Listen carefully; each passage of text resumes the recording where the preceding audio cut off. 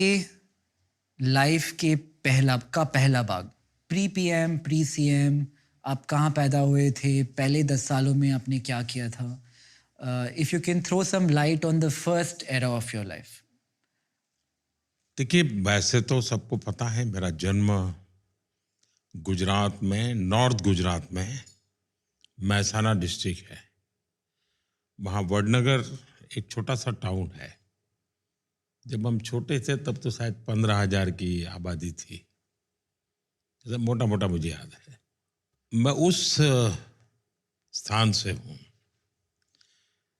लेकिन तब तो जैसे हर एक का अपना एक गांव होता है, वैसा एक मेरा गांव था।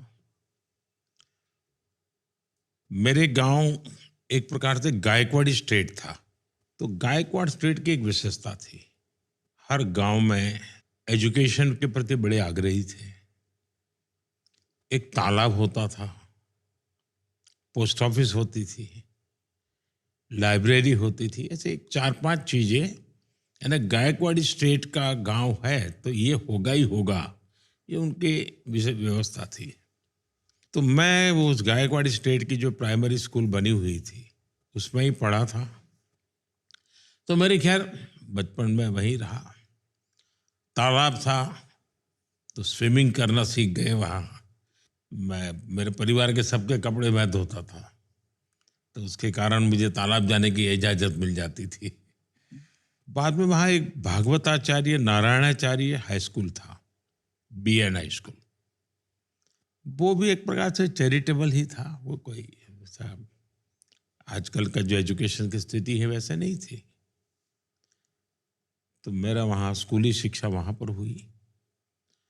उस समय ये 10+2 नहीं था, 11वीं कक्षा हुआ करती थी। मैंने कहीं पढ़ा था कि चाइनीज फिलोसोफर ह्यूएन संग वो मेरे गांव में रहे थे, तो उस पर एक फिल्म बनाने वाले थे।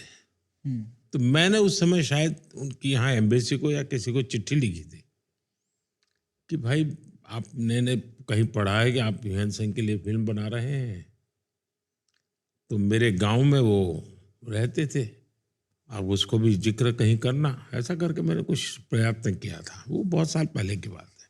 उसके पहले मेरे गांव में एक रसिक भाई दवे करके थे। वे कांग्रेस के लीडर थे, थोड़े समाजवादी विचार के भी थे, और मूल वो सौराष्ट्र के थे और मेरे गांव में आकर के बसे थे। वो हम स्कूल को बच्चों को कहते थे कि देखो भाई, तुम कहीं पर भी जाओ और कोई भी पत्थर तुम्हें मिले जिस पर कुछ लिखा हुआ हो या कहीं कुछ उस पर नक्काशी की हुई हो, तो वो पत्थर इकट्ठे करके स्कूल के इस कोने में डाल देना। धीरे धीरे वो बड़ा ढेर हो गया था। लेकिन तब मुझे समझ आया कि उनका इरादा ये था कि ये बहुत पुरातन गांव है, यहाँ के हर पत्थर में कोई न कोई स्टोरी है। इकट्ठा करो, जब भी कोई व्यक्ति आएगा तो इसको करेगा। शायद वो कल्पना रही होगी। तो मेरा भी ध्यान उस तरफ गया। 2014 में जब मैं प्रधानमंत्री बना तो स्वाभाविक दुनिया के लीडर से कर्टसी कॉल करते हैं। तो चीन के राष्ट्रपति शी, उनका कर्टसी कॉल आया, शुभकामनाएं वगैरह वगैरह बातें हुई। फिर उन्होंने खुद ने कहा कि मैं भारत आना चाहता हूं। मैंने कहा बिल्कुल स्वागत है आपका, आप जरूर आइए। तो कहा लेकिन मैं गुजरात जाना चाहता हूं। मैंने कहा तो और अच्छी बात है। तो उन्होंने कहा कि मैं तुम्हारे गांव वडनगर जाना चाहता हूं। मैंने कहा वो क्या बात है, आपने यहां तक का कार्यक्रम बना दिया है। बोले तुम्हें मालूम है क्यों? मैंने कहा नहीं, मुझे मालूम नहीं। तो बोले मेरा और तुम्हारा एक स्पेशल नाता है। मैंने कहा क्या? ह्यूएन संग जो चाइनीज फिलोसोफर था, वो सबसे ज्यादा समय तुम्हारे गांव में रहा था, लेकिन वापस जब आया चाइना तो मेरे गांव में रहा था। तो बोले हम दोनों का ये कनेक्ट है। और अगर आप अपने बचपन बचपन के बारे में और चीज़ें याद करें, जब आप छोटे थे, क्या आप अच्छे स्टूडेंट थे?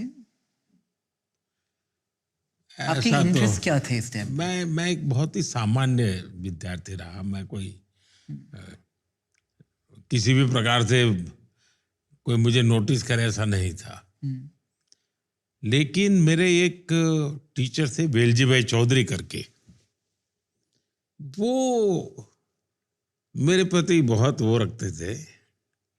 तो एक दिन वो मेरे पिताजी को मिलने गए थे। हम्म, मेरे पिताजी को कह रहे थे इसके अंदर इतनी टैलेंट है, लेकिन ये कोई ध्यान नहीं केंद्रित करता है, ऐसे ही है, जब आती बातें की चीजें करता रहता है। हम्म, तो बोले हर चीज इतनी जल्दी ग्रास्प करता है, लेकिन फिर अपनी दुनिया में खो जाता है। हम्म, तो वेलजी भाई की मुझसे बहुत अपेक्षा थी, मेरे वो वेलजी भाई चौधरी की। तो मेरे टीचरों का मुझ पर प्यार बहुत रहता था, हम्म, लेकिन मुझे ज्यादा पढ़ना है, अगर उसमें कंपटीशन का एलिमेंट है हम्म, तो मैं शायद उससे दूर भागता था। मुझे हम्म, कोई उसमें रुचि नहीं थी। ऐसे ही परीक्षा पास कर लो भाई, निकाल दो। हम्म,